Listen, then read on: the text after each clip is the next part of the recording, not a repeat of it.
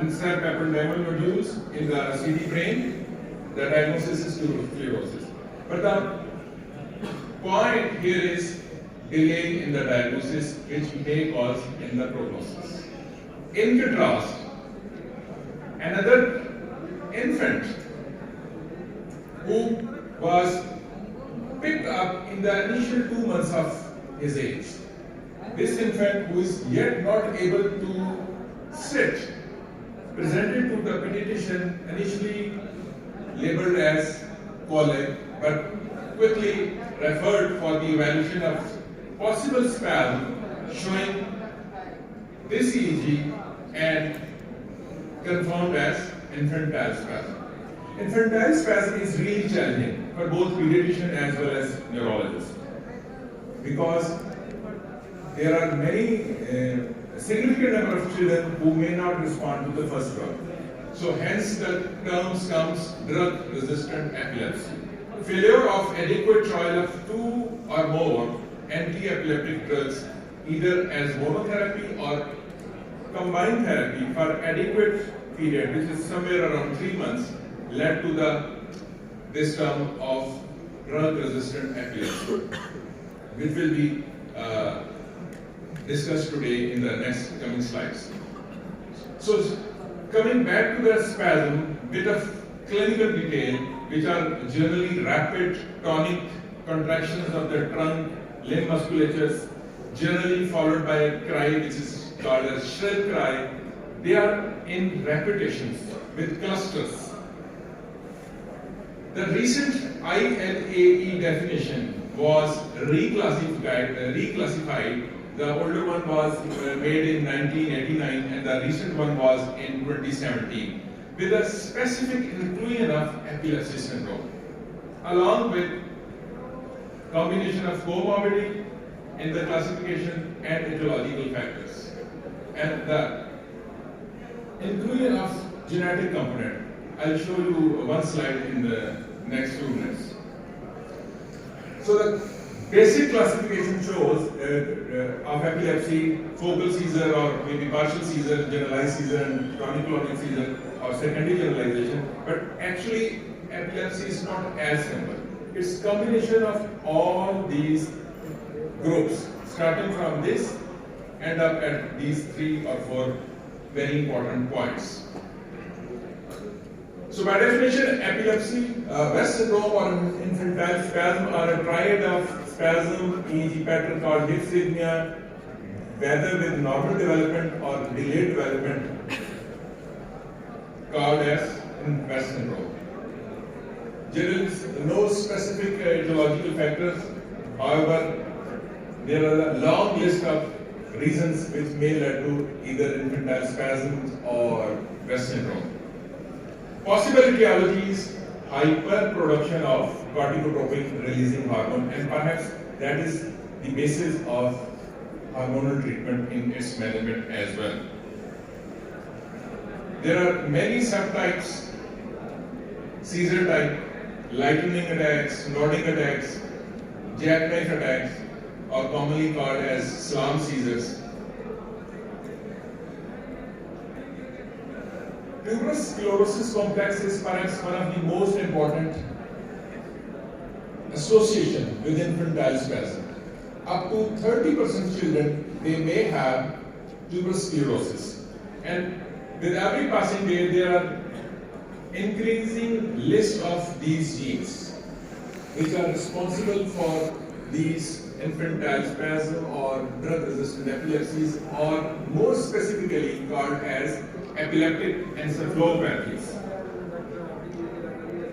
We, Department of Child Neurology and Children's Hospital, are part of this international consortium with the University College and Institute of Neurology, London, and so far diagnosed dozens of epileptic encephalopathies in the past 5 years. It's fairly common condition, 1 in 3 to 300 and 3,000 to up to 3,500 live births. Boys are generally more affected. Commonly divided into symptomatic and cryptogenic or idiopathic. Symptomatics are the ones which are because of some underlying reason, and seizure or a spasm is a symptom. So causes may be different. It may be perinatal, postnatal, antenatal, and the common causes are listed because of the time constraint. Chairman, President of the Congress is sitting right in front of me, so I can't dare to exceed my time slot. So the cryptogenic or idiopathic is when we are unable to identify a cause. And nowadays, in this 21st century, genetic is the etiology. Whether we are able to identify the reason or not through imaging, sophisticated imaging, history or whatever, if still we are not able to identify a cause, likely possibility would be genetic. Whether it's autosomal recessive, dominant, X-linked और de novo. अगर खानदान ये कह भी दे कि जी हमारे तो खानदान में दूर दूर तक कोई ऐसी प्रॉब्लम नहीं है, तो likely अगर उसमें if there is no good reason to label as symptomatic, the likely cause is genetic, and reason could be de novo mutation. As I mentioned earlier, tuberous sclerosis complex is perhaps one of the commonest association, and for the students, these are some of the common clinical presentation in these children. This collection was from our own patients, whether it's tubers or patches on the different parts of the body. There is a specific association of Down syndrome with infantile spasm. Up to 5% infants with Down syndrome, they may have spasms. And as I mentioned you before, all these children with additional comorbid conditions, they have challenging diseases for pediatrician or neurologist. Now coming to the main component, which is the management. One should always try to diagnose as early as possible, of course, as with every disease, but in a group of epileptic encephalopathies or infantile spasm, the prognosis is perhaps directly proportional with the time duration from the start of spasm to the start of treatment. So you may say it's like a management of status epilepticus, where time is directly proportional with the outcome. Treatment duration varies from patient to patient. At the moment, ACTH and Vegabactrin are two first-line drugs available in Pakistan. However, Vegabactrin is nowadays, you can say, approved product available in Pakistan. Previously, it was registered in US, Canada, and many other countries. But last year, it is also approved drug in Pakistan. There are, of course, side effects with, like in any other drug, somnolence, headache, dizziness. Proposed mechanism of action is likely irreversible inhibition of GABA receptors. Drug of choice in the management of tuberous sclerosis complex, indicated as monotherapy for children from 1 month onward. However, the main concern in the management of children with infantile spasm with Vegabactrin is loss of peripheral pain, which is very important to monitor during its therapy. However, it's fairly safe up to 6 months, and during one of the recent conversation with one of epileptologists, if it's safe for the initial 6 months, then likely it would remain safe. The next product, which is the drug of choice for infantile spasm, is ACTH. However, the bad point or the point is it's not registered in Pakistan. So that's why really expensive. One vial costs up to 20,000 rupees. Of course, some of the side effects are associated with it, like weight gain and obesity, heart failure, osteoporosis, severe irritability. Like many other complex epilepsies, there are some of the other options which are though not considered as first-line options, but in case when both these options fail, one may consider like topiramate, levetiracetam, zonisamide, lamotrigine, valproate. And except probably zonisamide is also available in Pakistan, all these are available. Vitamin B6 pyridoxine has a specific role in the management of infantile spasm, and some of the Japanese studies indicates that it is drug of choice as good as ACTH and Vegabetrin. However, yet not consensus is developed among the pediatric neurology community. Professor Shahnaz just spoke about ketogenic diet. It is perhaps one of the most important therapeutic options after the failure of ACTH and Vegabetrin. Not only for the management of infantile spasm, rather many other drug-resistant epilepsies. As she mentioned before, we have developed these small booklets for the teaching and training of parents of all those children.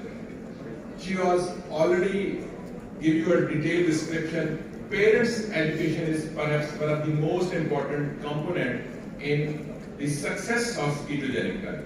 And our team is doing nicely for the past almost 2 years. Commercially available ketogenic diet is also recommended in many of the Western countries, however, not a choice because of, again, its high cost. However, one should be aware that it is available. In some of the recent studies, CBD oil, which is yet not approved in many of the US states and many of the European countries, but getting rapidly improving in California and some of the states of the US, Netherlands and other countries, is another therapeutic option. Some of the patients are actually getting it through probably AKU pharmacy as well. Prognosis is really difficult to comment right at outset, however, is based on the underlying etiology. If you control seizure in idiopathic children, the prognosis is generally good. There are some of the complications like cognitive disabilities, behavioral changes, and at times development of Lennox-Gastaut syndrome in those children when we are unable to control seizures. Still, there are some future hopes. Newer anti-epileptic drugs, epilepsy surgery, stem cell transplant, gene therapy, neurostimulation, and DBS. And I'm very optimistic about the development and recommendation of all these options, but that may be a different era. Many of you will be standing here at this position and giving lectures about these drugs or these therapies. So in summary, infantile spasm is a challenging task for pediatrician or neurologist. Generally, onset is around 3 to 6 months, maximum 9 months. Presented with spasms, with classical hypsarrhythmia in EEG. Etiology is generally polygenic, multifactorial. Treatment of choice is Vegabetrin followed by ACTH, though still unregistered. Oral prednisolone is a consideration as poor-man in resource-limited settings, resource-limited countries, along with benzodiazepines, valproate, levetiracetam.